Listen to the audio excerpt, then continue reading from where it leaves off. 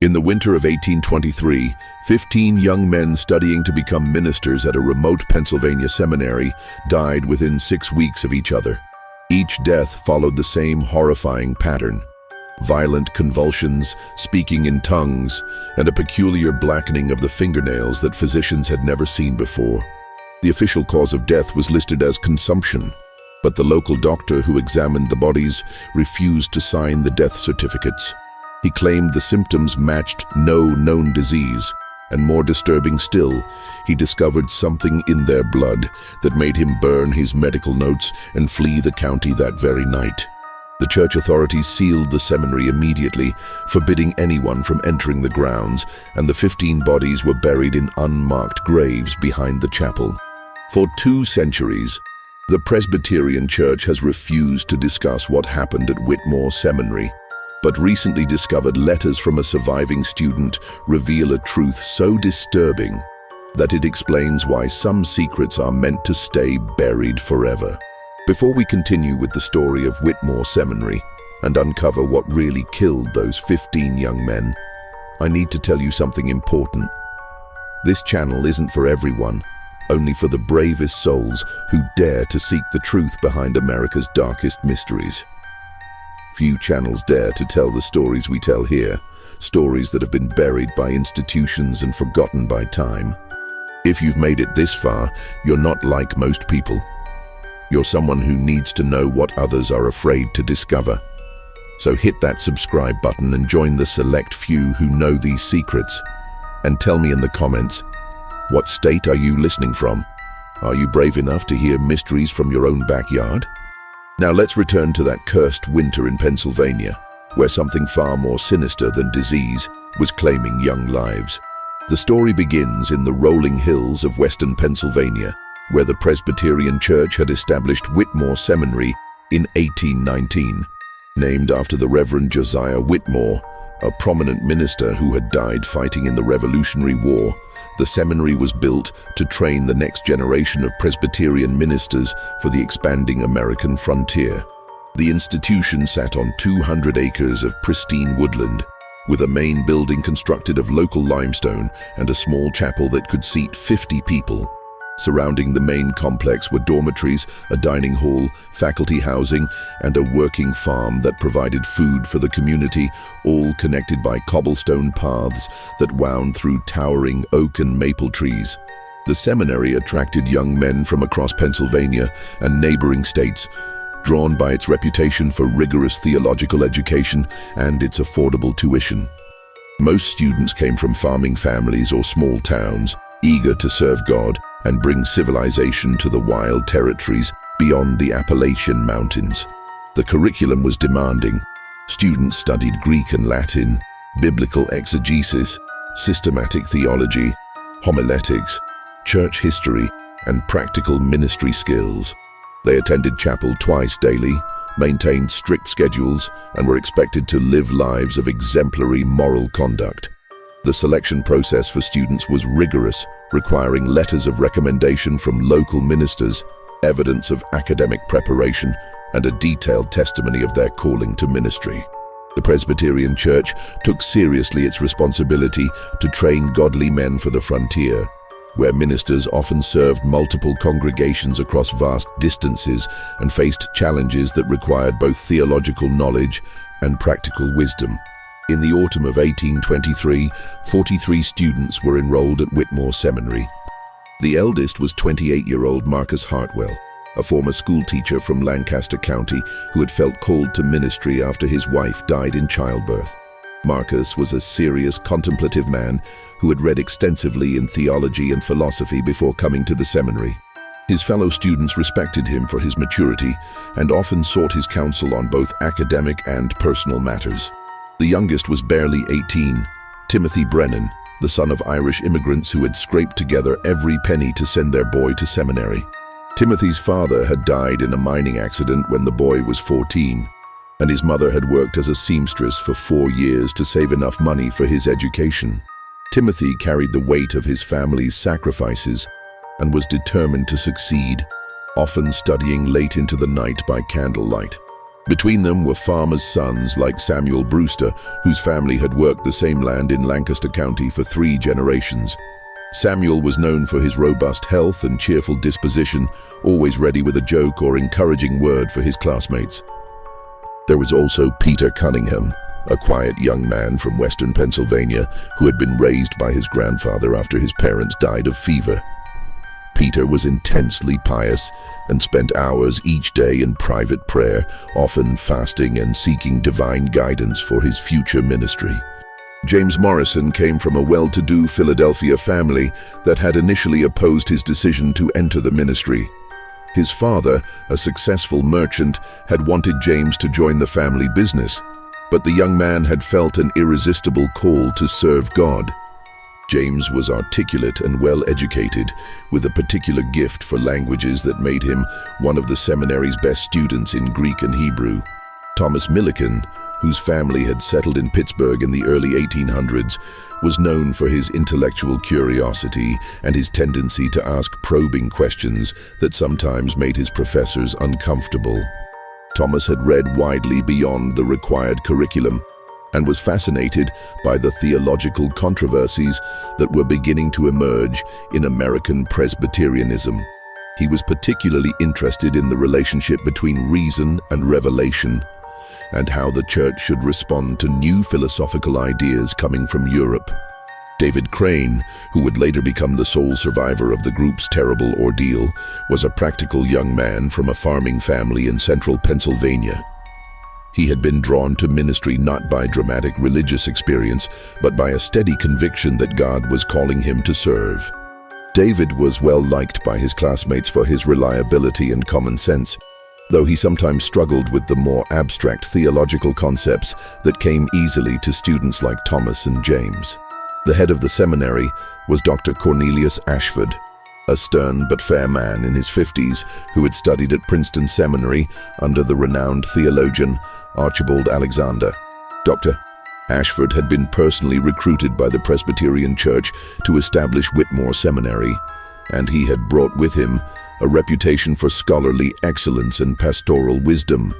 He demanded excellence from his students, but was known to be genuinely concerned for their spiritual and intellectual development. Dr. Ashford lived on campus with his wife Margaret and their teenage daughter Sarah.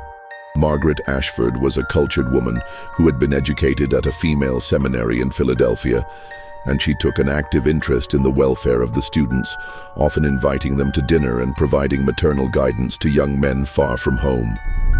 Sarah, 18 years old and possessed of both beauty and intelligence, was beloved by the students for her kind nature and sharp wit. She often helped in the seminary's library and had read more theology than many seminary graduates. The seminary's faculty included Professor Jonathan Hartley, who taught Greek and Hebrew and was known for his exacting standards and dry wit. Professor Hartley had spent several years studying in Germany and brought continental theological perspectives to his teaching, though he was careful to maintain orthodox Presbyterian positions. There was also Professor William Sterling, who taught church history and homiletics. Professor Sterling was a gifted preacher who had served several large congregations before accepting his teaching position, and his lectures were among the most popular at the seminary. The autumn of 1823 had been particularly harsh.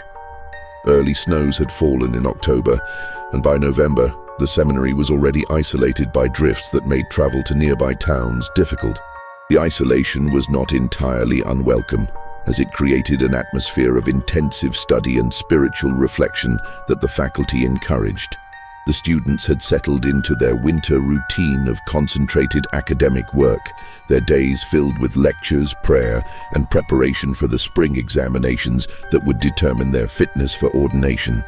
The atmosphere was one of quiet scholarship and devotion, with the only sounds being the scratch of quills on parchment, the rustle of pages, the soft murmur of evening prayers, and the occasional crack of logs in the fireplaces that heated the buildings. The seminary's library contained over 3,000 volumes, including works by Calvin, Luther, Edwards, and other Reformed theologians, as well as commentaries, church histories, and works of practical theology. Life at the seminary followed a strict schedule that had been carefully designed to promote both academic excellence and spiritual growth.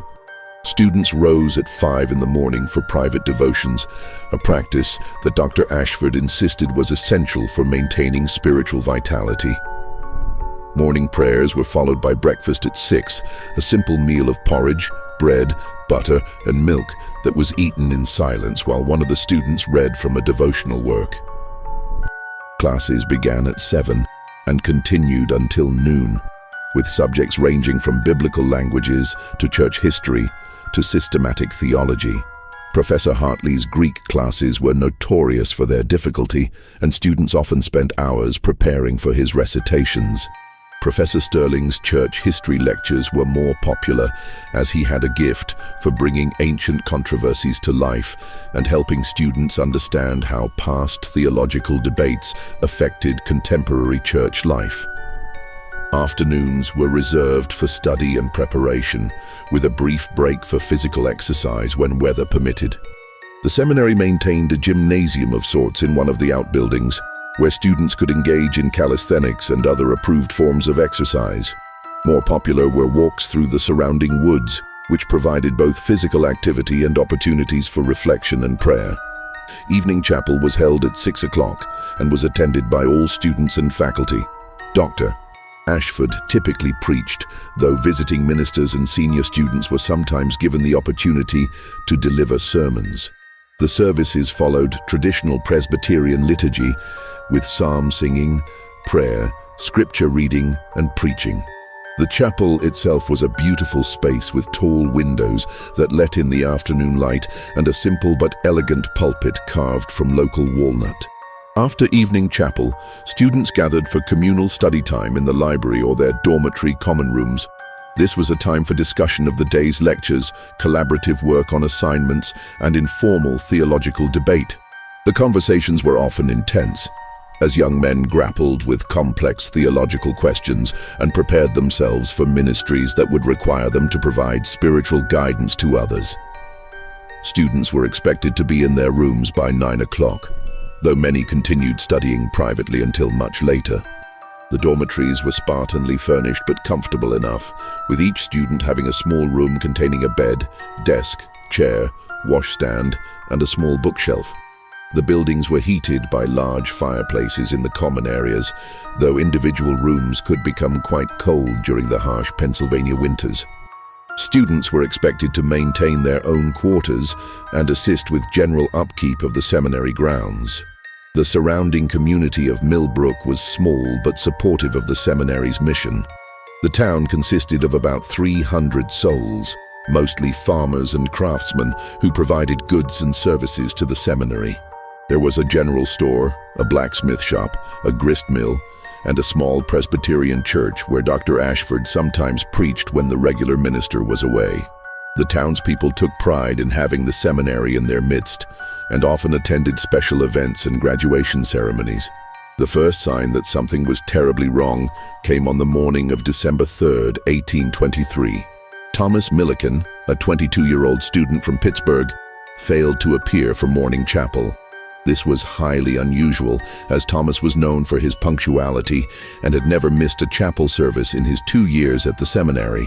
When his roommate David Crane went to check on him, he found Thomas writhing on his bed, his body contorting in violent spasms, while unintelligible words poured from his lips. But what struck David most was not the convulsions or the strange utterances. It was Thomas's fingernails, which had turned completely black as if they had been dipped in ink. David immediately called for help, his shouts echoing through the dormitory corridors and rousing other students from their morning preparations. Within minutes, several classmates had gathered in Thomas's room, their faces pale with shock and concern as they witnessed their friend's inexplicable suffering. The convulsions were unlike anything they had ever seen. Thomas's back arched so severely that his body formed an almost perfect bridge, and his limbs jerked with such violence that it took 3 students to hold him down and prevent him from injuring himself. Dr. Ashford arrived within minutes, having heard the commotion from his residence nearby. The seminary's head was a man who prided himself on maintaining composure in difficult situations, but even he was visibly shaken by what he observed.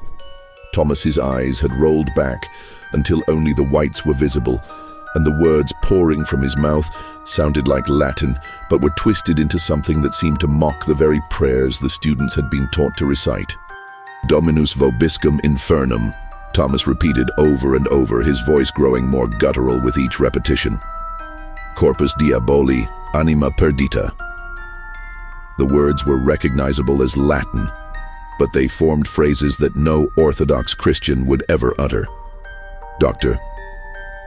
Ashford, who was fluent in Latin from his theological studies, felt a chill run down his spine as he realized that Thomas was speaking in blasphemous inversions of sacred liturgical phrases. Dr. Ashford immediately summoned the local physician, Dr. Edmund Whitley, who lived in the nearby town of Millbrook. A messenger was dispatched on horseback through the snow-covered roads, with instructions to bring the doctor back as quickly as possible. While they waited, Dr. Ashford led the gathered students in prayer for Thomas's recovery, though their voices trembled with uncertainty and fear. Dr. Whitley arrived within 2 hours, his medical bag in hand and his face grim with concentration. He had been practicing medicine for over 30 years and had seen his share of strange ailments, but what he witnessed at Whitmore Seminary that day would haunt him for the rest of his life.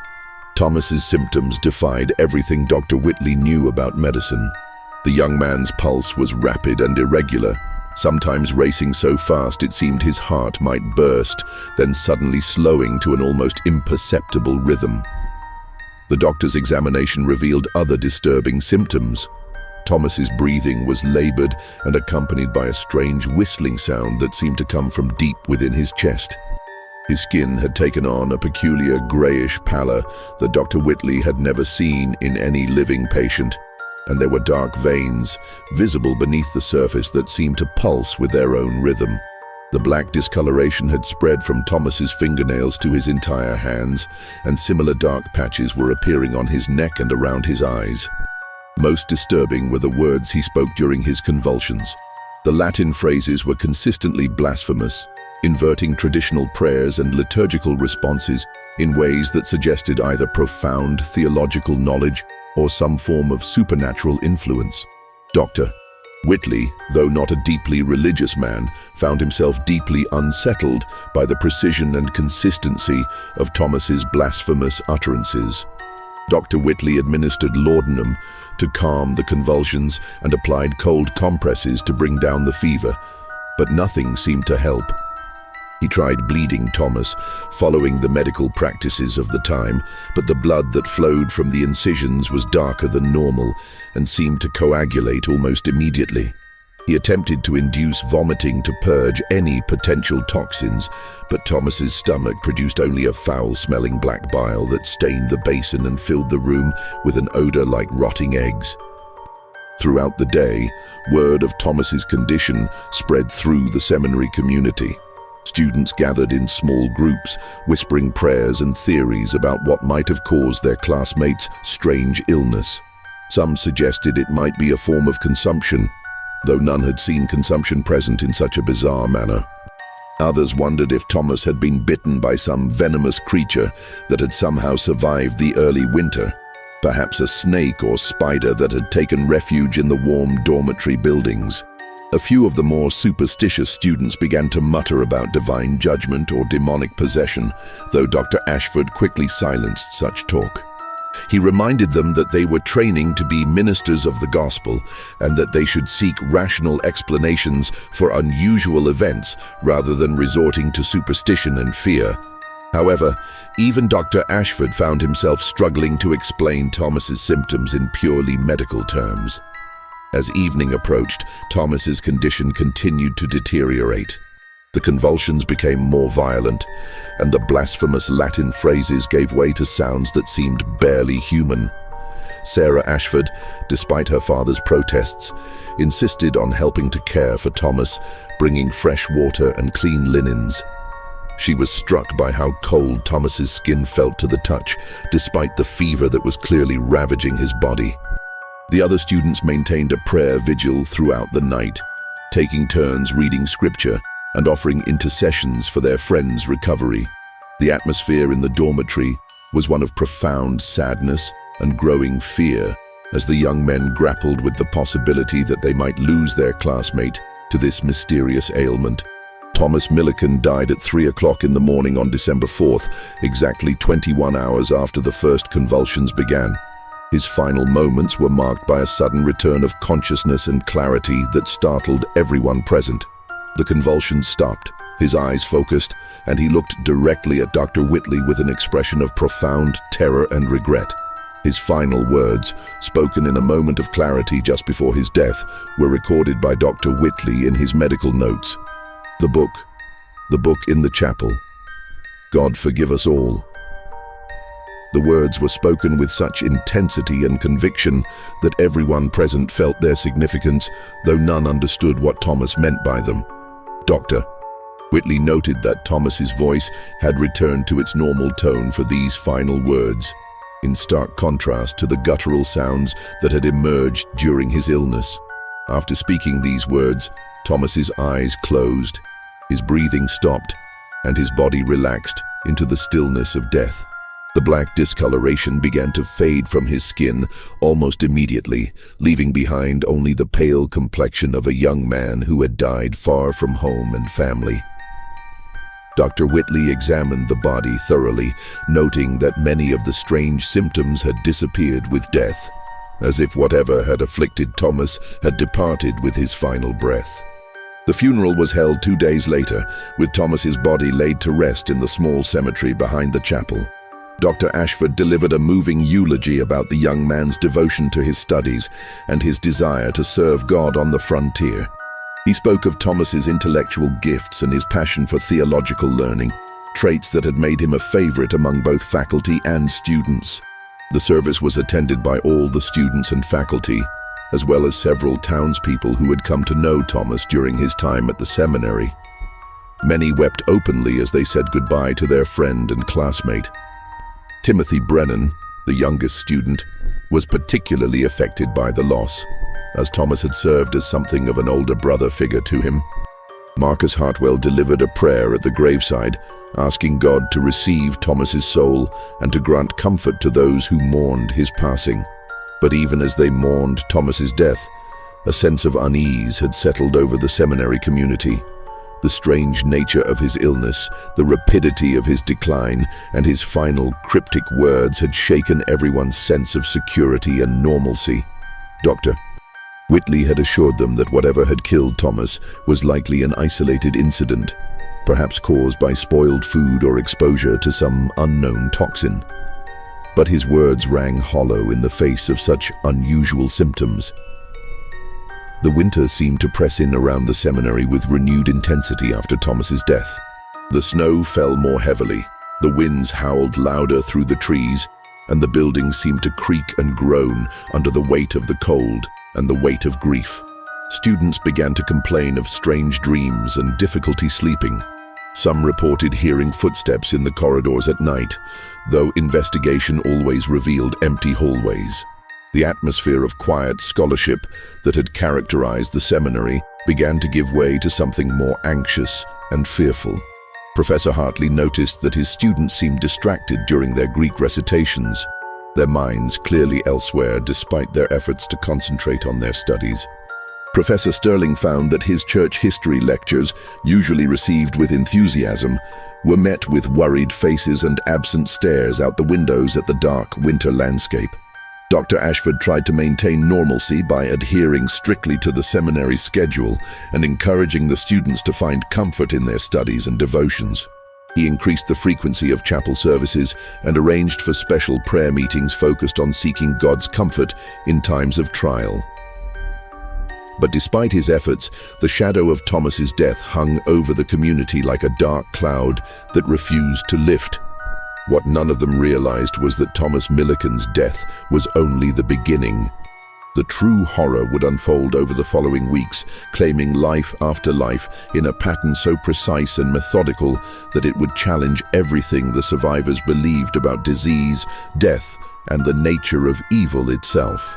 3 days after Thomas's funeral, on December 9th, another student began showing the same terrifying symptoms. James Morrison, a quiet young man from Philadelphia who had been Thomas's study partner and closest friend at the seminary, woke his roommate with the same violent convulsions that had marked Thomas's final day. The convulsions began at exactly 3 o'clock in the morning, the same time that Thomas had died. A coincidence that would not be lost on those who witnessed both events. The pattern was identical in every detail. The same black fingernails appeared within hours, the same twisted Latin phrases poured from his lips, and the same grayish pallor spread across his skin like a shadow.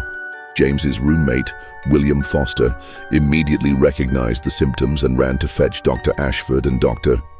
Whitley, his bare feet slapping against the cold dormitory floors as panic gripped his heart. Dr. Whitley was summoned again, this time with a growing sense of dread that had settled in his stomach like a cold stone.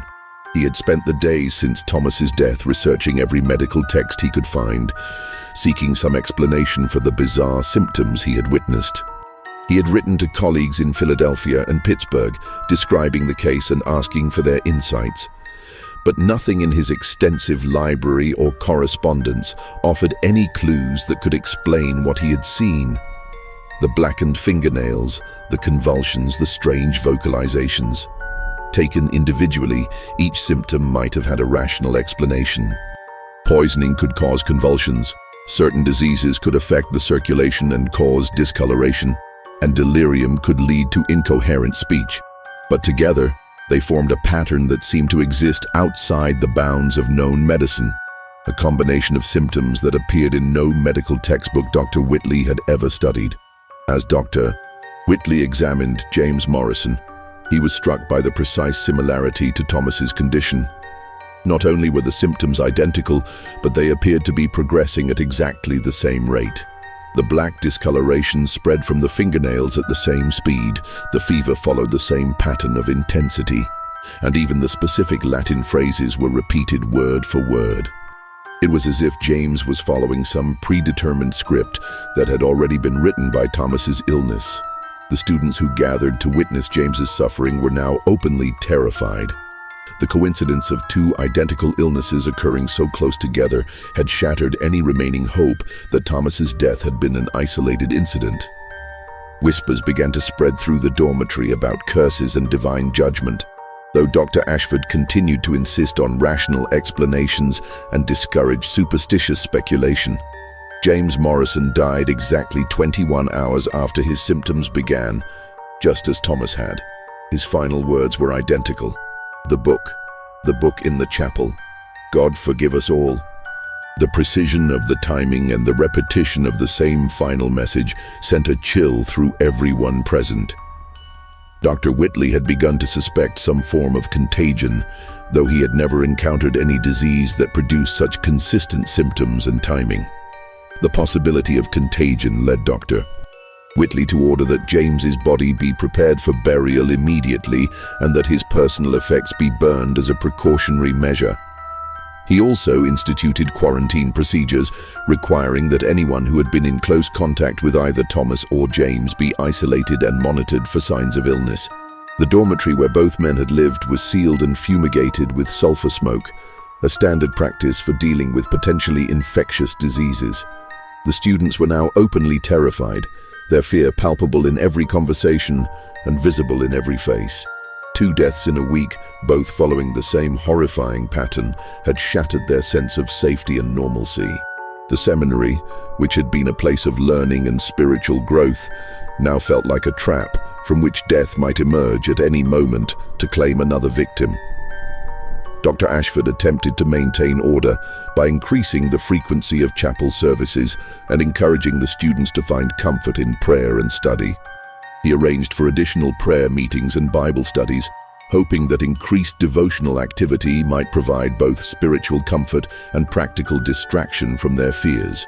He also wrote to the Presbyterian church authorities in Philadelphia, informing them of the situation and requesting guidance on how to proceed. The response from Philadelphia was swift and decisive. The Reverend Dr. Jonathan Blackwood, a senior administrator in the Presbyterian Church, was dispatched immediately to investigate the situation and provide assistance. Dr. Blackwood was known for his calm demeanor and practical approach to crisis management, having dealt with various emergencies in Presbyterian institutions throughout Pennsylvania and New Jersey. But before Dr. Blackwood could arrive, the pattern repeated itself again. On December 12th, 3 days after James Morrison's death, it happened a third time. This time, the victim was Samuel Brewster, a 25-year-old from rural Lancaster County who had been known for his robust health and cheerful disposition. Samuel had been one of the most popular students at the seminary, always ready with a joke or encouraging word for his classmates, and his illness sent shockwaves through the entire community. The pattern was identical in every terrifying detail. Violent convulsions beginning at 3 o'clock in the morning, blackened fingernails, twisted Latin phrases, grayish pallor, and death exactly 21 hours later. Samuel's final words were the same as his predecessors. The book in the chapel. God forgive us all. The repetition was now so precise that Dr. Whitley began to document every aspect of the illness, hoping to find some clue that might explain the impossible consistency. Dr. Whitley had now witnessed 3 deaths that followed the same impossible pattern. As a man of science and rational thought, he struggled to accept what he was seeing. The symptoms defied medical explanation, the timing was unnaturally precise, and the final words suggested some shared knowledge or experience that connected the victims in ways he couldn't understand. He began to suspect that the deaths might not be natural at all, but he had no framework for understanding what else they might be. The arrival of Dr. Blackwood on December 15th brought some measure of relief to the beleaguered seminary community. Dr. Blackwood was a man in his 60s with silver hair and penetrating blue eyes that seemed to miss nothing. He had served the Presbyterian Church for over 40 years and had dealt with everything from financial scandals to theological controversies. He immediately took charge of the situation with the authority and confidence that came from decades of experience. Dr. Blackwood immediately convened a meeting with Dr. Ashford, Dr. Whitley, and the senior faculty to discuss the situation and develop a plan of action. He listened carefully to Dr. Whitley's detailed account of the 3 deaths, asking pointed questions about symptoms, timing, and any potential connections between the victims. He also interviewed several students who had been close to the deceased, seeking any information that might explain the mysterious pattern. His assessment was pragmatic and decisive, though privately, he was deeply troubled by what he had learned. Dr. Blackwood concluded that the seminary was dealing with some form of highly contagious disease that had not yet been identified by medical science.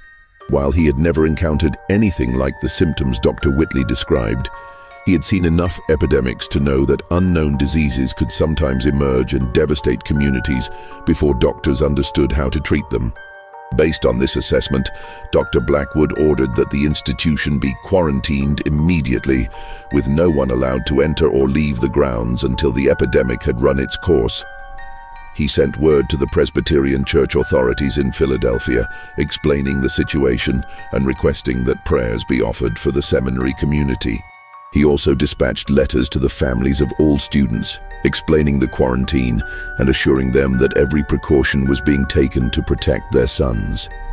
The quarantine order transformed Whitmore Seminary from a place of learning into a prison of fear.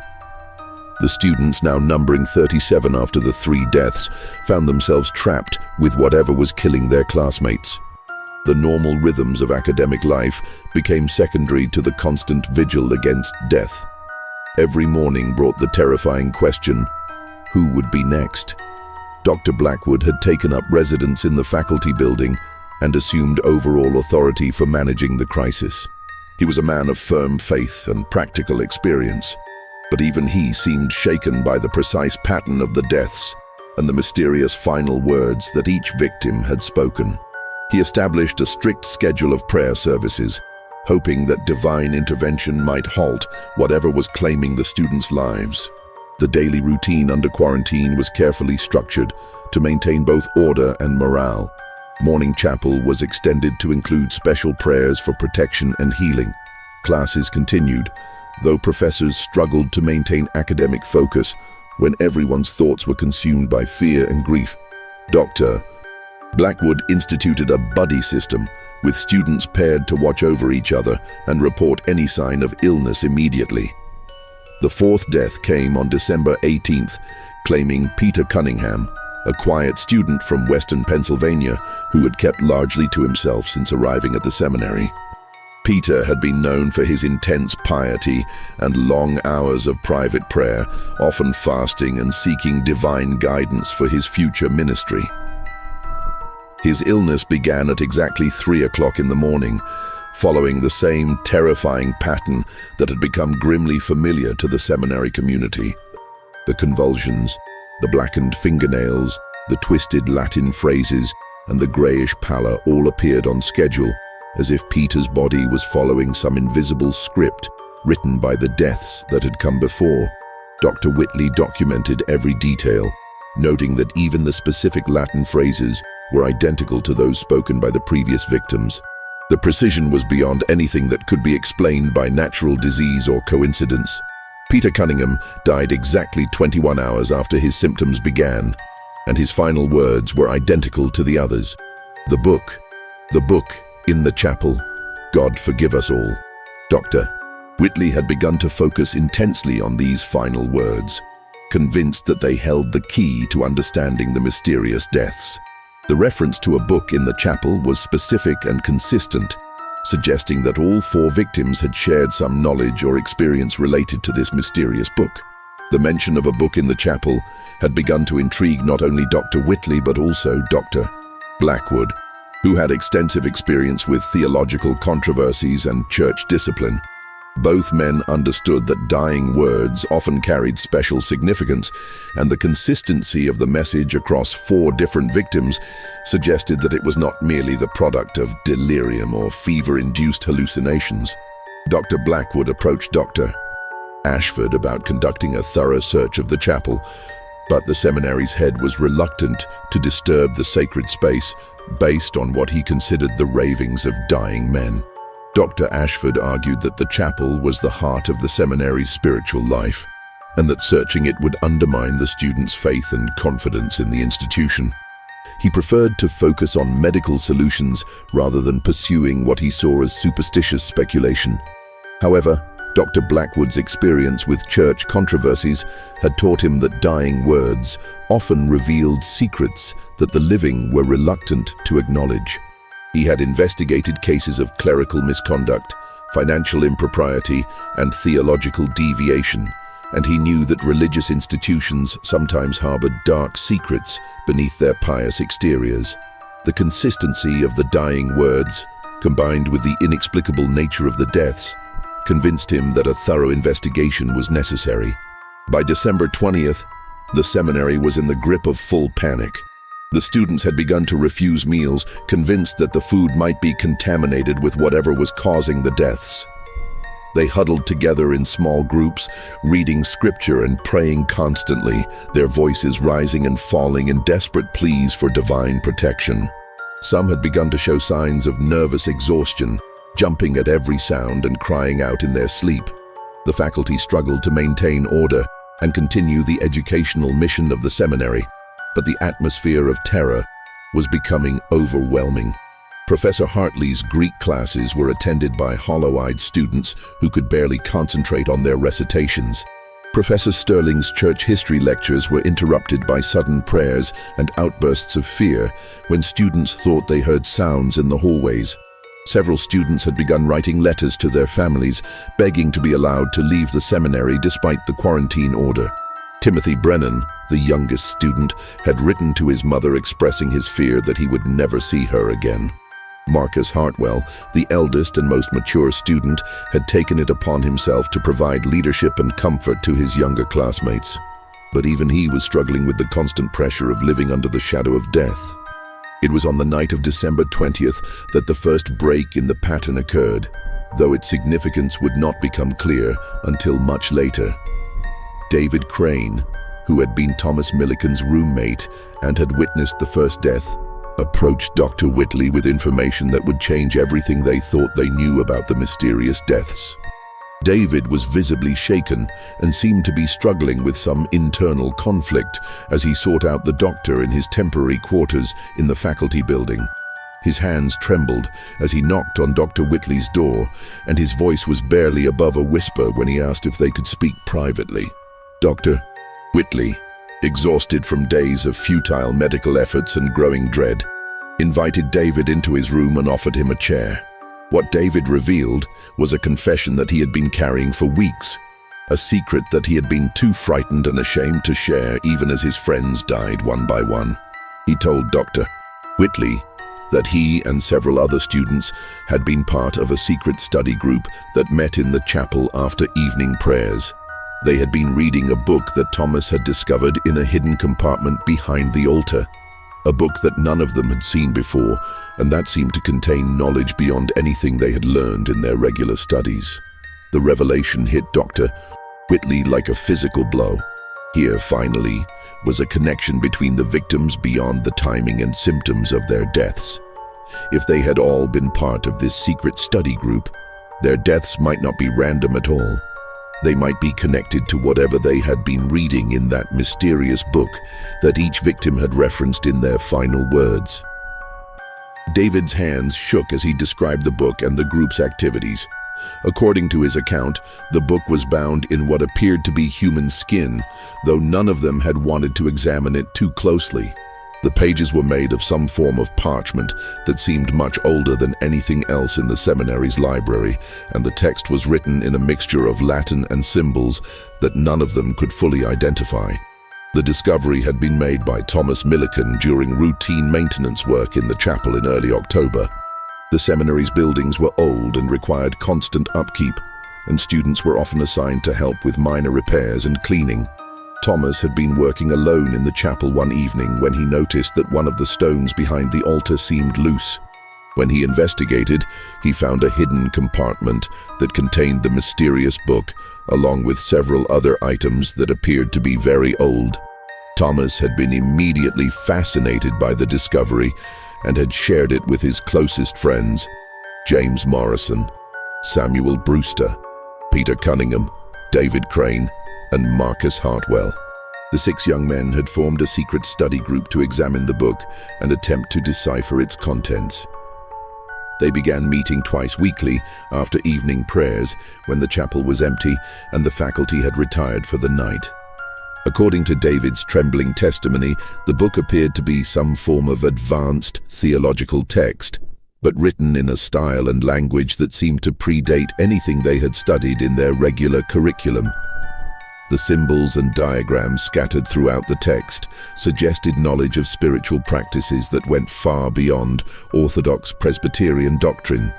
The Latin text was interspersed with Hebrew words and strange symbols that resembled no alphabet any of them had encountered.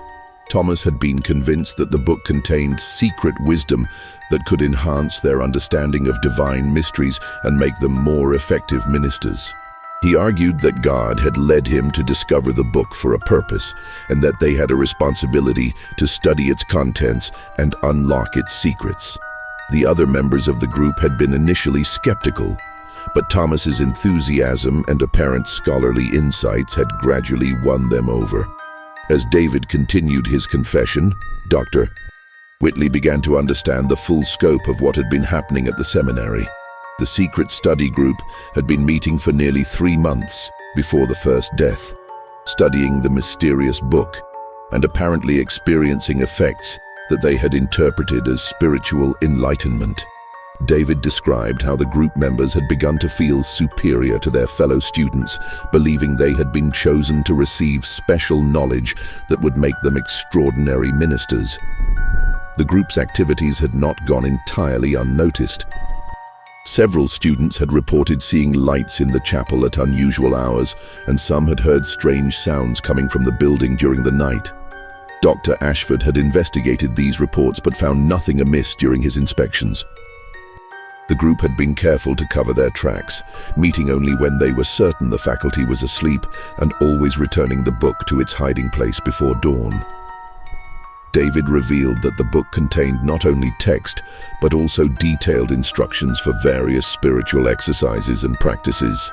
Some of these involved meditation techniques that were unlike anything taught in Orthodox Presbyterian theology. Others included dietary restrictions, specific prayers to be recited at particular times, and even instructions for creating what the book described as spiritual preparation chambers, using candles, incense, and geometric patterns drawn on the floor. The group had begun implementing these practices, initially with what seemed like positive results. They reported experiencing vivid dreams in which they seemed to communicate with angelic beings who revealed profound truths about the nature of God and creation. They felt more spiritually alive than ever before, and their academic performance actually improved as they applied insights from their secret studies to their regular coursework. But as David continued his account, it became clear that the supposed benefits had come with a price. The members of the group had begun to experience physical symptoms that they initially dismissed as signs of spiritual transformation. They suffered from headaches, insomnia, and strange sensations in their hands and feet. Their appetites changed, and they found themselves craving foods that they had never eaten before, particularly meat that was barely cooked. Thomas, as the group's leader and the one who had discovered the book, experienced the most severe symptoms. He began to complain of a constant burning sensation in his stomach and reported that he could sometimes hear voices speaking to him in languages he didn't recognize. But instead of being alarmed by these symptoms, he had convinced himself and the others that they were signs of spiritual advancement, evidence that their souls were being prepared for higher forms of divine communication. The group had also begun to notice changes in their relationships with other students and faculty. They found themselves becoming impatient with what they saw as the simplistic theology taught in their regular classes. They looked down on their classmates who seemed content with ordinary spiritual experiences and conventional understanding of Scripture. They began to see themselves as an elite group, chosen by God for special revelation and destined for extraordinary ministries. Marcus Hartwell, the eldest member of the group, had begun to have doubts about their activities in November. He told David that he had started experiencing nightmares in which the angelic beings they thought they were communicating with revealed themselves to be something far more sinister. In these dreams, the beautiful faces transformed into hideous masks, and the divine wisdom they offered turned into blasphemous mockeries of sacred truth. Marcus had wanted to end the group's meetings and return the book to its hiding place, but Thomas had convinced him that his doubts were a test of his faith and commitment to the advanced knowledge they were receiving. Thomas argued that spiritual progress always involved periods of testing, and that Marcus was being challenged to demonstrate his worthiness to receive higher revelations. The pressure within the group to continue their studies had been intense. Thomas had become increasingly obsessed with the book and spent hours copying passages and creating his own interpretations of the symbols and diagrams. He had begun to speak of their group as the chosen ones and claimed that they were being prepared for a special mission that would transform the Presbyterian Church and American Christianity. As David's confession continued, Dr. Whitley began to piece together a timeline that connected the group's activities to the pattern of deaths. The first symptoms had appeared in late November, beginning with Thomas but gradually affecting all members of the group. The physical symptoms had been accompanied by psychological changes that included increased aggression, paranoia, and a growing sense of superiority over others. The book had also contained warnings about the consequences of improper study or abandoning the practices once they had been begun. According to David, there were passages that suggested terrible punishments for those who proved unworthy of the knowledge they had received. The text implied that those who began the spiritual journey outlined in the book but failed to complete it would face divine judgment in the form of physical and spiritual destruction. When Dr. Whitley pressed David about the current location of the book, the young man's face went pale and his voice dropped to barely a whisper. He revealed that the book had disappeared from its hiding place 3 days before Thomas's death. The group had gathered for their regular meeting on November 30th, only to find the hidden compartment empty. They had searched the entire chapel, but found no trace of the book or any sign that someone else had discovered their secret. The disappearance of the book had thrown the group into a panic. Thomas had been convinced that someone had discovered their activities and stolen the book to prevent them from completing their studies.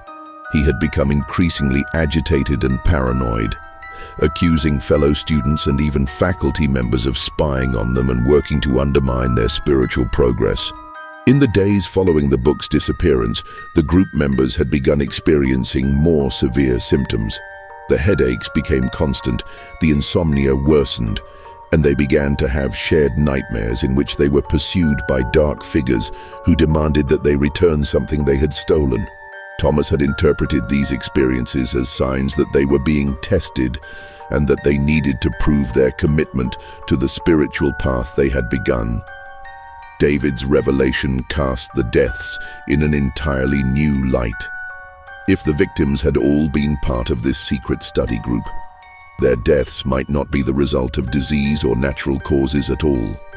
They might be connected to whatever spiritual or psychological processes had been triggered by their study of the mysterious book. Dr. Whitley found himself grappling with possibilities that lay outside his medical training and scientific worldview. The implications of David's confession were staggering. If the book contained some form of dangerous knowledge or practices that had somehow caused the deaths, then the seminary might be dealing with something far more complex than a medical epidemic. Dr. Whitley realized that he needed to share this information with Dr. Blackwood immediately, as the church officials' experience with theological controversies might provide insights that medical science could not offer. The discovery of the secret study group sent shockwaves through the seminary community when Dr. Whitley shared David's confession with Dr. Blackwood. The church official's reaction was immediate and decisive. He ordered a full investigation, interrogating every student and faculty member about their knowledge of the group and the mysterious book. What he uncovered was a conspiracy of silence that had been maintained for months, with nearly half the student body aware of the secret meetings but too frightened to speak out. Dr. Blackwood's investigation revealed the depth of the deception that had been occurring under the seminary's roof. Students came forward with accounts of seeing lights in the chapel at unusual hours, hearing strange chanting and unfamiliar prayers, and noticing changes in the behavior of the group members. Several admitted that they had been approached by Thomas Millikan about joining the group but had declined, either from suspicion about the secretive nature of the activities or from concern about violating seminary rules. Professor Hartley revealed that he had noticed changes in the academic performance and behavior of several students, including Thomas, James, Samuel, and Peter. While their scholarly work had initially improved, they had become increasingly argumentative during class discussions and had begun to challenge orthodox theological positions in ways that seemed designed to provoke controversy rather than engage in legitimate scholarly debate. Professor Sterling reported similar observations about the group members' behavior during his church history lectures. They had become dismissive of traditional Presbyterian teaching and had begun to express ideas that seemed to draw from sources outside the approved curriculum. When questioned about their sources, they had been evasive and claimed to be developing their own theological insights through prayer and meditation. The truth that emerged from Dr. Blackwood's investigation was more disturbing than anyone had imagined. The secret study group had been operating for nearly 3 months, meeting twice weekly in the chapel after evening prayers. The group had consisted of 6 students: Thomas Millikan, James Morrison, Samuel Brewster, Peter Cunningham, David Crane, and Marcus Hartwell. They had been studying the contents of the mysterious book and implementing practices that were clearly outside the bounds of Orthodox Presbyterian theology. According to testimony from multiple witnesses, the group members had begun to exhibit signs of spiritual pride and exclusivity that were completely contrary to the humility and unity that the seminary sought to foster. They had formed an inner circle that looked down on their fellow students and seemed to believe they had access to superior spiritual knowledge. This attitude had created tension and division within the student body, though few had understood the source of the problem. Dr. Blackwood's experience with theological controversies had taught him to recognize the warning signs of heretical movements and spiritual deception. The behavior described by witnesses, the secrecy, the claims of special revelation, the growing sense of superiority, and the departure from orthodox teaching all pointed to a classic pattern of spiritual corruption that he had encountered in other contexts. The church official also noted the significance of the fact that the deaths had begun only after the book had disappeared from its hiding place. This suggested that the book itself might not be the direct cause of the deaths, but rather that the deaths might be connected to the spiritual and psychological processes that had been set in motion by the group's activities. Dr. Blackwood ordered a thorough search of the chapel, despite Dr. Ashford's continued reluctance to disturb the sacred space. The search revealed the hidden compartment that David had described, along with evidence that it had recently been occupied. The compartment contained traces of wax from candles, ashes from burned materials, and faint markings on the walls that suggested the presence of symbols or diagrams that had been partially erased. The search also revealed other disturbing evidence of the group's activities. Behind the altar, investigators found geometric patterns carved into the floor that had been covered with rugs during regular services. These patterns were unlike anything found in Orthodox Christian art or architecture, and seemed to serve some ritual purpose that remained unclear. Most significantly, the search uncovered a collection of papers hidden in a different location within the chapel. These papers contained handwritten notes and copies of passages from the mysterious book, apparently made by Thomas Millikan during the group's studies. The notes revealed the extent of the group's departure from Orthodox Christianity and provided insight into the nature of the knowledge they had been pursuing. The notes described spiritual practices that involved direct communication with supernatural entities, techniques for achieving altered states of consciousness, and methods for gaining power over other people through spiritual manipulation. The language used was a mixture of Christian terminology and concepts that seemed to draw from occult traditions that were completely foreign to Presbyterian theology.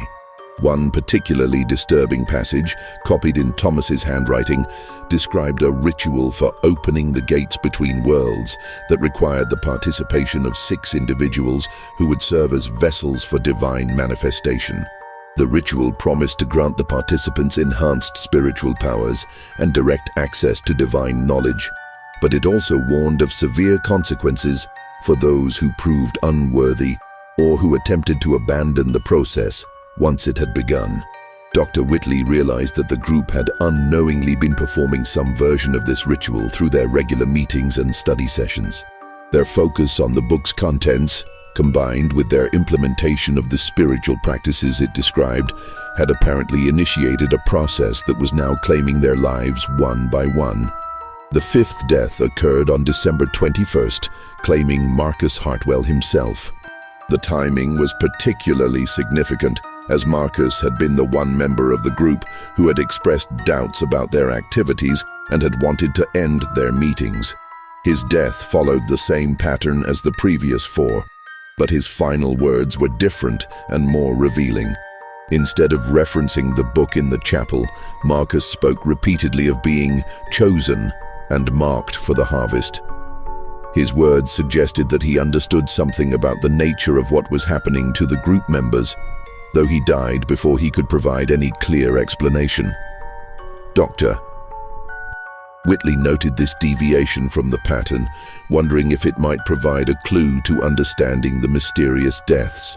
David Crane was now the only surviving member of the original study group, a fact that was not lost on anyone at the seminary. The students and faculty watched him with a mixture of sympathy and suspicion, wondering if he would be the next victim or if he might hold the key to stopping the deaths. David himself was consumed with guilt and terror, convinced that he would soon follow his friends into death. The psychological pressure on David was enormous. He was isolated from his classmates by his knowledge of the secret group and his role in their activities, yet he was also the only person who could provide information that might prevent further deaths. Dr. Blackwood and Dr. Whitley spent hours questioning him about every detail of the group's activities, hoping to find some clue that might break the deadly pattern.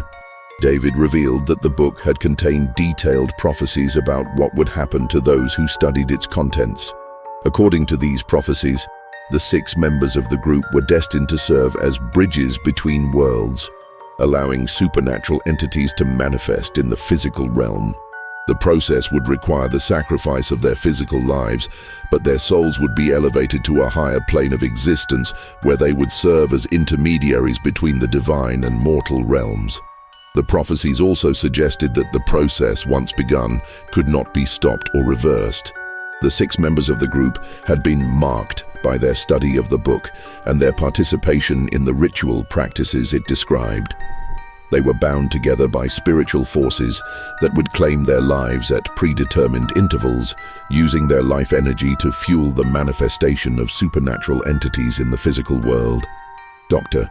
Whitley had begun to suspect that the deaths might be connected to some form of mass hysteria or shared delusion that had been triggered by the group's activities. The power of suggestion, combined with guilt and fear about their secret activities, might have created psychological conditions that manifested as physical symptoms. However, the precision of the timing and the consistency of the symptoms made this explanation seem inadequate. Dr. Blackwood, drawing on his experience with theological controversies and spiritual deception, believed that the group had become involved with genuinely dangerous spiritual forces. He was convinced that their study of the book and their implementation of its practices had opened them to demonic influence that was now claiming their lives as the price for their spiritual arrogance and departure from orthodox faith. Just when we thought we'd seen it all, the horror in Whitmore Seminary intensifies. If this story is giving you chills, share this video with a friend who loves dark mysteries, hit that like button to support our content, and don't forget to subscribe to never miss stories like this. Let's discover together what happens next, because the truth about that mysterious book is about to be revealed in ways that will challenge everything you believe about good and evil. The tension at the seminary reached a breaking point on December 22nd when David Crane, unable to bear the weight of his knowledge and guilt any longer, made a desperate decision. He had been experiencing the same physical symptoms that had preceded the deaths of his friends: headaches, insomnia, and a burning sensation in his stomach. Convinced that he would be the next victim, he decided to make one final attempt to understand what had happened to them and possibly find a way to break the deadly pattern. David's search for answers led him to explore parts of the seminary that had been abandoned or forgotten since its construction. He had remembered Thomas mentioning that the book seemed much older than the seminary itself, which suggested that it might have been hidden in the chapel before the building was even completed. This possibility led David to investigate the history of the land and the circumstances surrounding the seminary's founding. His search took him to the basement of the main building, where old construction materials and abandoned furniture were stored. It was there, behind a wall that had been bricked up decades earlier, that he made a discovery that would change everything they thought they knew about Whitmore Seminary and the mysterious book that had cost his friends their lives. The hidden chamber that David uncovered was small, but filled with items that clearly predated the seminary's construction. There were books, documents, personal effects, and artifacts that suggested someone had deliberately concealed these materials before the building was completed. Most importantly, the chamber contained evidence of the true identity of the man for whom the seminary had been named. The documents David discovered painted a picture of the Reverend Josiah Whitmore that was completely different from the heroic Revolutionary War minister that the seminary's founders had believed they were honoring. The real Josiah Whitmore had indeed been a minister, but he had also been involved in occult practices that had scandalized his congregation and ultimately led to his expulsion from the Presbyterian Church. According to the documents, Whitmore had been ordained as a Presbyterian minister in 1768 and had served a congregation in eastern Pennsylvania for several years. However, he had gradually become involved with mystical and occult practices that he claimed would enhance his spiritual powers and make him a more effective minister. He had begun to incorporate elements of folk magic, astrology, and ceremonial magic into his religious practice, justifying these departures from Orthodox Christianity as advanced forms of spiritual knowledge. Whitmore's congregation had initially been impressed by his apparent spiritual gifts and his claims of receiving direct revelations from God. However, as his practices became more extreme and his teachings more divergent from Presbyterian doctrine, opposition had begun to grow. Several church members had accused him of practicing witchcraft and consorting with evil spirits, charges that Whitmore had vehemently denied while continuing to pursue his occult studies. The situation had come to a head in 1781 when Whitmore had attempted to perform what he described as a great working that would permanently open communication between the physical and spiritual worlds. The ritual had required the participation of 6 volunteers from his congregation, whom he had convinced to serve as vessels for divine manifestation. The ritual had taken place in the church during a secret meeting attended only by Whitmore's most devoted followers. According to the documents, the ritual had gone terribly wrong. Instead of achieving divine communication, the 6 participants had all died within hours of the ceremony, their bodies found in the church the next morning in a state that witnesses described as horrifying. The exact nature of their condition was not detailed in the documents, but references to blackened extremities and blasphemous utterances suggested disturbing similarities to what had been happening at the seminary. The deaths had caused an immediate scandal that had spread throughout the Pennsylvania Presbyterian community. Whitmore had been arrested and charged with murder, though he had maintained his innocence and claimed that the deaths were the result of divine judgment on those who had proven unworthy of the spiritual advancement he had offered them. The trial had been brief and decisive. Multiple witnesses had testified about Whitmore's occult practices and his departure from Orthodox Christian teaching. The physical evidence found in the church, including ritual implements, occult books, and geometric patterns carved into the floor, had convinced the jury that Whitmore had indeed been practicing witchcraft and that his activities had directly caused the deaths of the 6 congregation members. Josiah Whitmore had been convicted of witchcraft and murder and had been executed in 1782, not dying heroically in the Revolutionary War, as the seminary's official history claimed. His personal library and ritual implements had been confiscated by church authorities, who had intended to destroy them, but had apparently decided instead to hide them away where they could not cause further harm. The documents revealed that the land where Whitmore Seminary had been built was the same property where Josiah Whitmore had conducted his occult practices and where the 6 members of his congregation had died. The seminary's founders had been unaware of this history, having been told that they were honoring a martyred patriot rather than a convicted witch and murderer.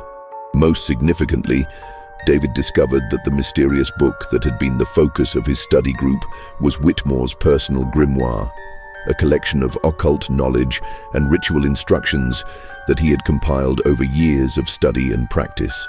The book contained not only the spiritual exercises that the group had been performing, but also detailed accounts of Whitmore's experiments in supernatural communication and his theories about opening permanent gateways between the physical and spiritual worlds. The grimoire explained why the book had been hidden in the chapel and why it had such a powerful effect on those who studied it. Whitmore had deliberately consecrated the land for his occult practices and had designed his rituals to create permanent spiritual openings that would allow supernatural entities to manifest in the physical world. The book had been placed in the chapel as a trap for anyone who might discover it, ensuring that Whitmore's work would continue even after his death. According to the grimoire's instructions, the ritual that Whitmore had attempted required the life force of 6 participants to fuel the opening of gateways between worlds. The deaths were not a failure of the ritual, but rather its intended outcome, providing the spiritual energy necessary for supernatural entities to establish a permanent presence in the physical realm. David realized with growing horror that he and his friends had unknowingly been repeating Whitmore's failed experiment. Their study sessions had gradually prepared them to serve as the 6 vessels required for the ritual, and their deaths were not random tragedies, but necessary sacrifices for a process that had been set in motion over 40 years earlier. The grimoire also contained information about how the ritual might be interrupted or prevented, though the methods described were as dangerous as the ritual itself. According to Whitmore's notes, breaking the ritual would require destroying the grimoire and performing a counter-ritual that would sever the connection between the physical and spiritual worlds. However, the grimoire warned that attempting to break the ritual would result in the immediate death of any remaining vessels, as the supernatural entities would claim their lives to prevent the interruption of the process. Armed with this terrible knowledge, David Crane faced an impossible choice. He could attempt to break the ritual and save the seminary from further tragedy, but doing so would almost certainly cost him his own life. Alternatively, he could allow the process to continue and hope that his death would complete the ritual and end the threat to others, though the grimoire suggested that the successful completion of Whitmore's work would have consequences that extended far beyond the seminary. David spent the night of December 22nd wrestling with this decision, reading through Whitmore's notes and trying to understand the full implications of what he and his friends had unleashed. The physical symptoms that had preceded his friends' deaths were now affecting him more severely, and he could feel his time running out. The burning sensation in his stomach had intensified, and he had begun to experience the same auditory hallucinations that Thomas had described. By dawn on December 23rd, David had made his decision. He sought out Dr. Whitley and Dr. Blackwood and revealed everything he had discovered about the seminary's dark origins and the true nature of the book that had killed his friends. The 2 men listened in stunned silence as David explained Josiah Whitmore's history and the ritual that had been claiming the lives of the study group members. Dr. Whitley, as a man of science and medicine, struggled to accept the supernatural elements of David's account. However, the precision of the deaths, the consistency of the symptoms, and the historical evidence that David had uncovered made it impossible to dismiss his conclusions entirely. The doctor found himself forced to consider possibilities that lay completely outside his medical training and scientific worldview. Dr.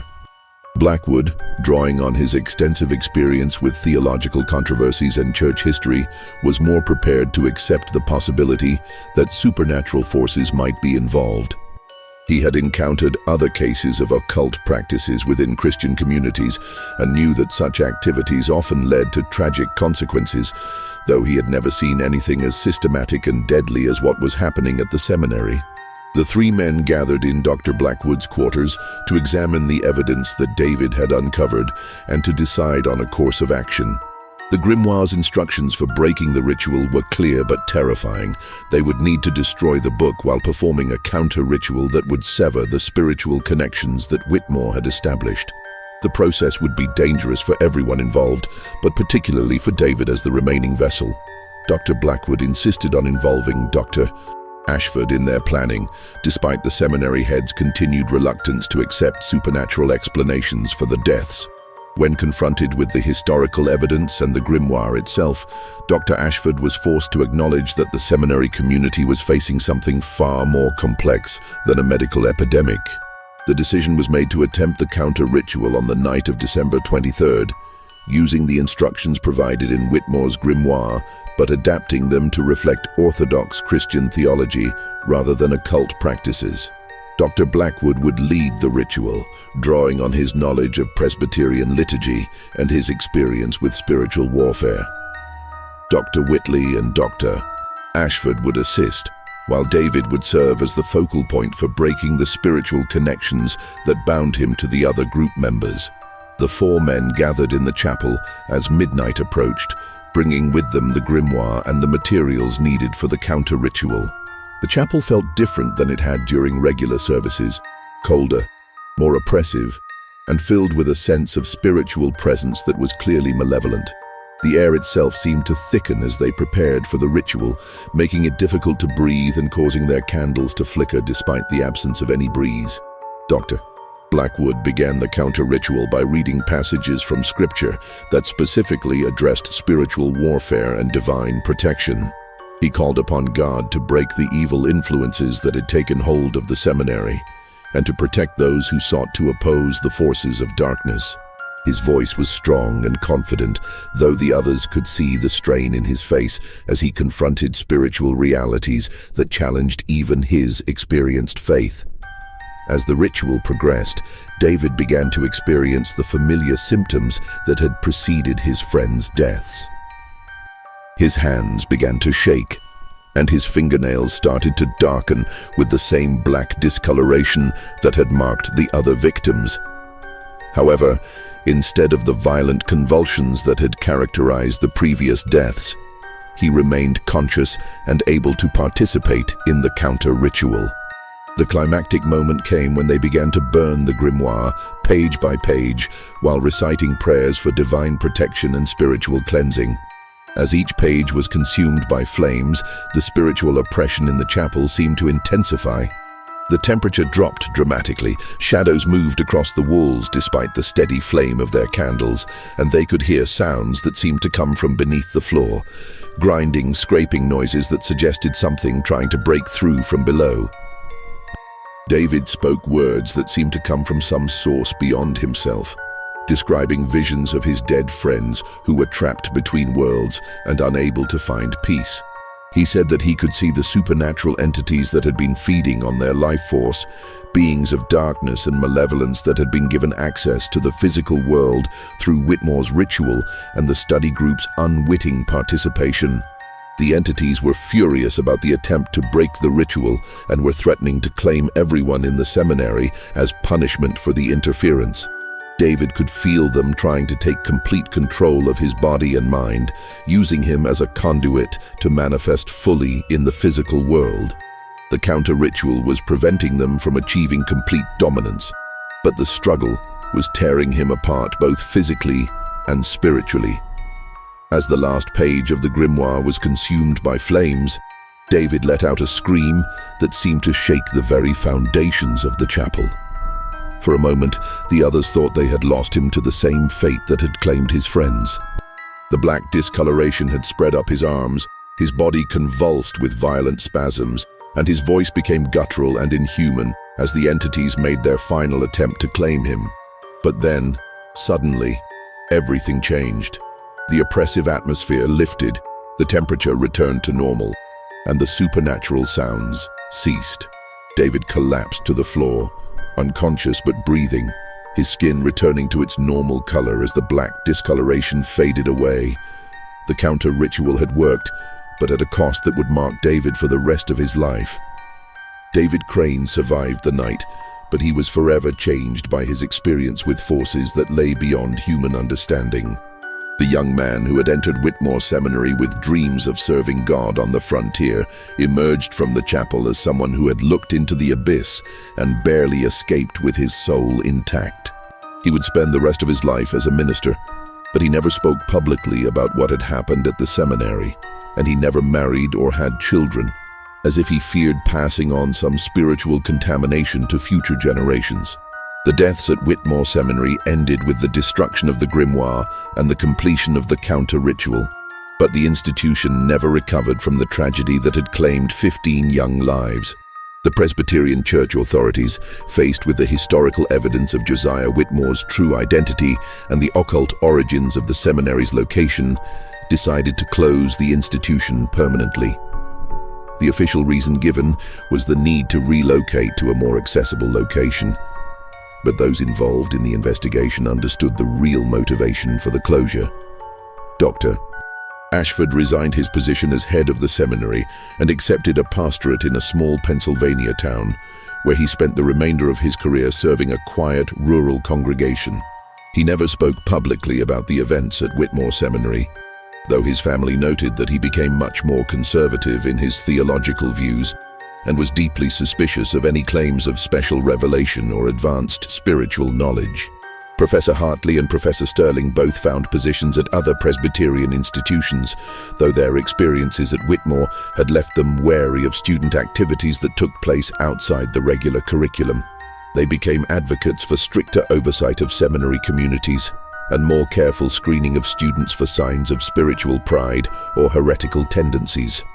The surviving students were transferred to other Presbyterian seminaries to complete their education, though many struggled with the trauma of their experiences. Several left the ministry entirely, unable to reconcile their faith with the supernatural horrors they had witnessed. Others became exceptionally orthodox in their theology, as if seeking to protect themselves from any hint of the spiritual dangers they had encountered. Dr. Whitley's medical practice never recovered from his experience at the seminary. The rational, scientific worldview that had guided his career had been shattered by events that defied medical explanation. He moved to a different county shortly after the incident and began drinking heavily, struggling to cope with memories that challenged everything he had believed about the nature of reality. He eventually died of liver disease in 1835, his family reporting that he suffered from terrible nightmares for the rest of his life and would often wake up screaming about blackened fingernails and blasphemous Latin phrases. Dr. Blackwood returned to his administrative duties in Philadelphia, but the experience at Whitmore Seminary had profoundly affected his understanding of spiritual warfare and the reality of supernatural evil. He became one of the Presbyterian Church's leading experts on identifying and combating occult influences within Christian communities, though he was careful never to discuss the specific details of what had happened at the seminary. The buildings at Whitmore Seminary were abandoned and eventually sold to a private buyer who was unaware of their dark history. The main building was converted into a private residence, while the other structures were either demolished or repurposed for agricultural use. The chapel where the grimoire had been discovered and destroyed was converted into a living room, though visitors often commented on the room's unusual atmosphere, describing it as cold and oppressive, even on warm days. The cemetery where the 15 victims were buried was moved to make way for agricultural improvements, and the bodies were reinterred in a public cemetery in Millbrook. The graves were marked with simple stones that gave only the names and dates of death, with no mention of their connection to the seminary or the circumstances of their deaths. Over time, even these modest memorials were forgotten, and the location of the graves became lost to local memory. Dr. Whitley's medical notes from the incident were sealed by church authorities and deposited in the Presbyterian Historical Society's archives, where they remained classified for nearly 2 centuries. The official cause of death for all 15 victims was listed as consumption complicated by nervous exhaustion, a diagnosis that satisfied public curiosity but concealed the true nature of the tragedy. The church's investigation reports and Dr. Blackwood's recommendations for preventing similar incidents were also classified and stored alongside Dr. Whitley's notes. The letters that David Crane wrote to his family during and after the incident were discovered in 2019 when his great-great-grandson was cleaning out an old trunk in the family's attic. These letters, along with Dr. Whitley's notes and fragments of the church investigation, provide the only surviving account of what really happened at Whitmore Seminary during that terrible winter of 1823-1824. David's letters reveal the profound impact that the experience had on his understanding of good and evil, faith and doubt, and the dangers of spiritual pride. He wrote extensively about the seductive nature of the forbidden knowledge that the group had pursued, and the gradual way that their pursuit of spiritual advancement had led them away from orthodox Christian faith. He expressed deep remorse for his role in the tragedy and spent the rest of his life trying to atone for his participation in activities that had cost his friends their lives. The letters also reveal David's ongoing struggle with guilt and trauma in the years following the incident. He was haunted by vivid nightmares in which he relived the deaths of his friends and was tormented by the possibility that he might somehow be responsible for their fates. He sought counseling from several ministers and theologians, though he was never able to find complete peace with what had happened. David's ministry career was marked by exceptional orthodoxy and a deep suspicion of any claims of special revelation or advanced spiritual knowledge. He served several rural Pennsylvania congregations, focusing on practical pastoral care and biblical preaching rather than theological speculation. His sermons were noted for their emphasis on humility, the dangers of spiritual pride, and the importance of remaining within the bounds of Orthodox Christian teaching. The mystery of Whitmore Seminary serves as a chilling reminder of the dangers that can arise when spiritual pride and the pursuit of forbidden knowledge lead people away from the safety of Orthodox faith and community accountability. The 15 young men who died had been sincere in their desire to serve God, but their ambition to become extraordinary ministers had led them to seek shortcuts to spiritual power that ultimately destroyed them. The story also illustrates the way that past evils can continue to influence present events, as Josiah Whitmore's occult practices created spiritual openings that remained active for decades after his death. The seminary's founders had been completely unaware that they were building on cursed ground, but their ignorance did not protect the institution from the consequences of its dark heritage. The Presbyterian Church's response to the tragedy reflects the institution's commitment to protecting its members from spiritual dangers while maintaining the confidentiality necessary to prevent panic and scandal. The decision to classify the investigation reports and relocate the surviving students demonstrated both pastoral concern and institutional wisdom in dealing with events that challenged conventional understanding. The long-term effects of the Whitmore Seminary incident can be seen in the Presbyterian Church's subsequent policies regarding seminary oversight and student activities. The Church implemented stricter controls over extracurricular activities, required more frequent faculty supervision of student gatherings, and established formal protocols for investigating unusual incidents at church institutions.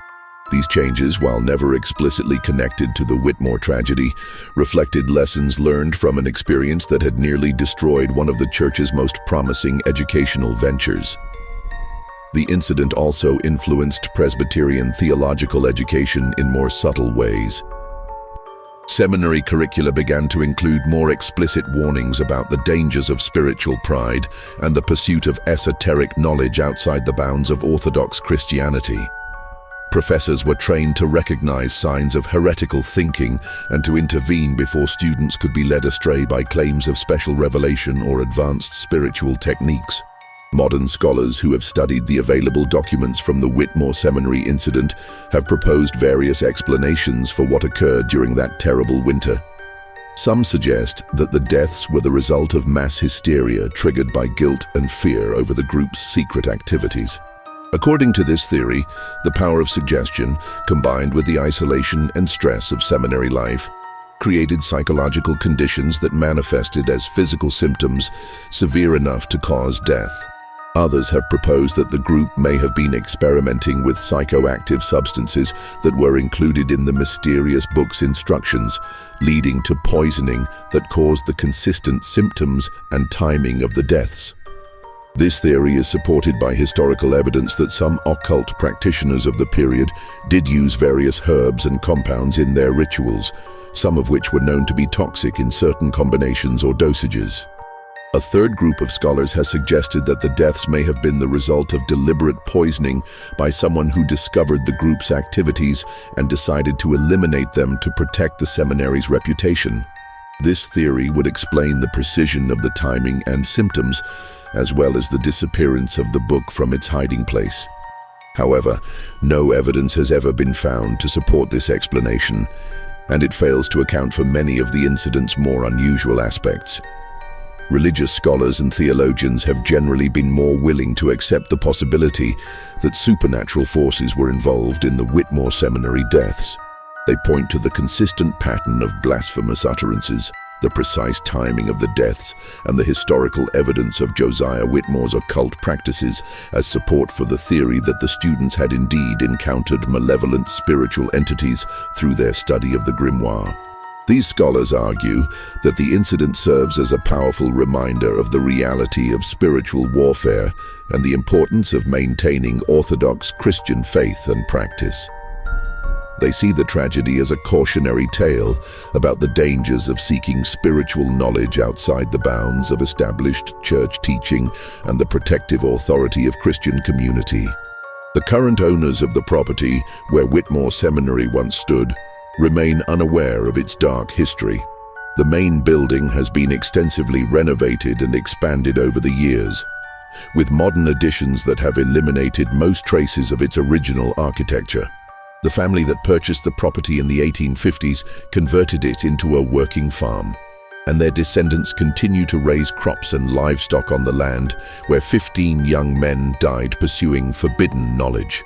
Local historians in the Millbrook area have occasionally noted the existence of the former seminary, but most residents are unaware of the tragedy that led to its closure.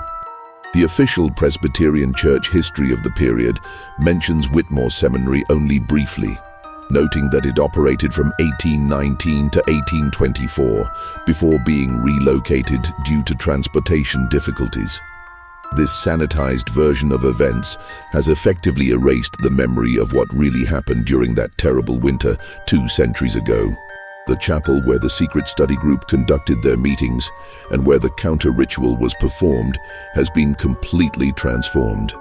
What was once a sacred space dedicated to Christian worship is now a comfortable family room with modern furnishings and no trace of its religious origins.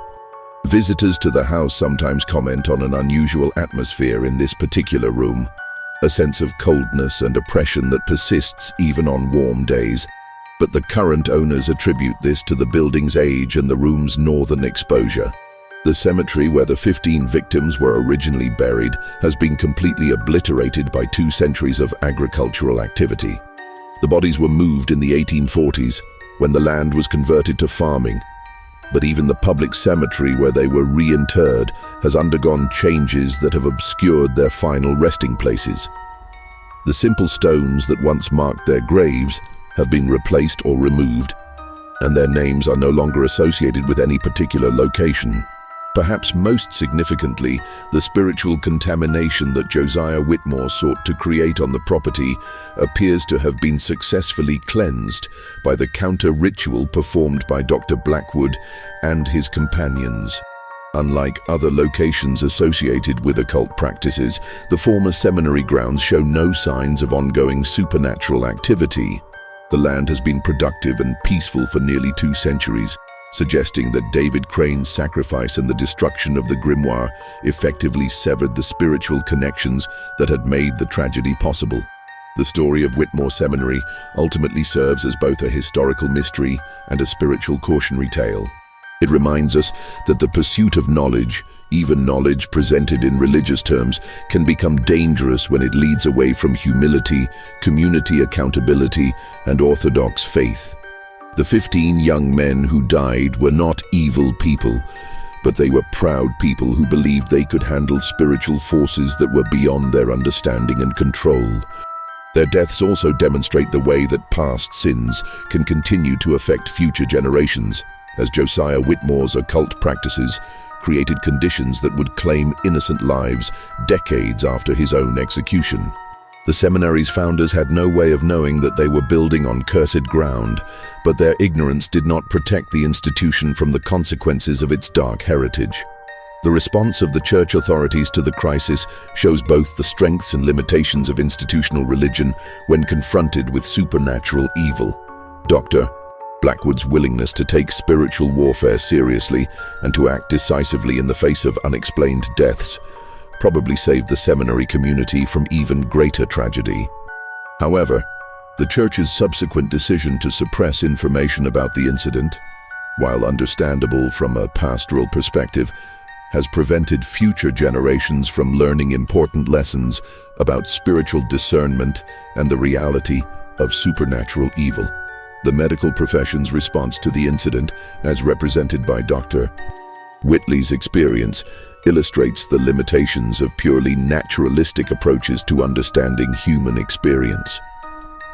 Dr. Whitley's scientific training prepared him to diagnose and treat physical ailments, but it left him completely unprepared to deal with phenomena that appeared to have spiritual rather than material causes. His subsequent alcoholism and early death suggest that some experiences are too traumatic to be processed within a purely secular worldview. David Crane's survival and his subsequent ministry career demonstrate that it is possible to encounter supernatural evil and emerge spiritually intact, but only through reliance on divine protection and orthodox Christian faith. His willingness to sacrifice his own life to save others reflects the highest ideals of Christian service, while his lifelong struggle with trauma shows the lasting effects that such experiences can have on those who survive them. The gradual fading of memory about the Whitmore Seminary incident reflects broader cultural changes in American society's understanding of spiritual reality. In 1823, most Americans still believed in the reality of supernatural forces and the possibility of spiritual warfare. By the late 19th century, scientific materialism had begun to replace religious explanations for unusual phenomena, making it easier for incidents like the Whitmore tragedy to be forgotten or reinterpreted in naturalistic terms.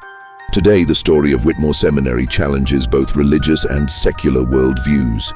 For believers, it serves as a reminder that spiritual warfare is real and that the pursuit of religious knowledge must be balanced by humility and submission to orthodox teaching. For skeptics, it presents a historical puzzle that resists easy explanation and forces consideration of possibilities that lie outside the bounds of materialistic thinking. The recently discovered letters and documents that have brought the Whitmore Seminary story to light also raise questions about what other secrets might be hidden in family attics and church archives across America. How many other incidents of supernatural activity have been forgotten or suppressed over the centuries? What lessons might be learned from tragedies that were deliberately erased from historical memory? The story also speaks to contemporary concerns about the dangers of spiritual pride and the pursuit of esoteric knowledge outside the bounds of established religious authority. In an age when alternative spiritualities and claims of special revelation are increasingly common, the fate of the Whitmore Seminary Study Group serves as a warning about the potential consequences of abandoning traditional safeguards and community accountability. The 15 young men who died at Whitmore Seminary were guilty of nothing more than ambition and curiosity, qualities that are generally considered virtues in American culture. Their tragedy reminds us that even positive character traits can become dangerous when they lead away from humility and wisdom. Their desire to become extraordinary ministers led them to seek shortcuts to spiritual power that ultimately destroyed them and left lasting scars on all who knew them. The Presbyterian Church's handling of the incident, while successful in preventing immediate panic and scandal, also demonstrates the costs of institutional secrecy. By suppressing information about what had happened, church authorities protected their organization's reputation, but also ensured that future generations would be unable to learn from the tragedy. The recent discovery of hidden documents suggests that other important historical events may have been similarly concealed, waiting for accident or providence to bring them to light. Perhaps most importantly, the story of Whitmore Seminary serves as a reminder that human beings are spiritual as well as physical creatures, and that our spiritual choices have real consequences that extend beyond our individual lives. The occult practices of Josiah Whitmore created spiritual conditions that affected innocent people decades after his death, while the faithful response of David Crane and his companions restored spiritual health to a contaminated location. In our increasingly secular age, stories like that of Whitmore Seminary challenge us to consider the possibility that spiritual realities are as important as physical ones, and that our choices about faith, morality, and religious practice have consequences that extend far beyond what we can see or measure. Whether we interpret the events in supernatural or psychological terms, the tragedy serves as a powerful reminder of the importance of humility, community accountability, and careful discernment in all matters of faith and spirituality. This mystery shows us that the most terrifying evils often grow from the purest intentions, and that the road to damnation can be paved with sincere desires to serve God. The story of Whitmore Seminary is not just a tale of supernatural horror, but a meditation on the dangers of spiritual pride, and the importance of maintaining humility in our relationship with the divine. What do you think of this story? Do you believe everything was revealed, or do you think there are still secrets buried in the ruins of that Pennsylvania seminary? Leave your comment below and tell us what you think really happened during that terrible winter of 1823. If you enjoyed this tale and want more horror stories like this, subscribe, hit the notification bell, and share with someone who loves mysteries as much as you do. Until next time, remember that some secrets are meant to stay buried and some knowledge is too dangerous to seek. See you in the next video.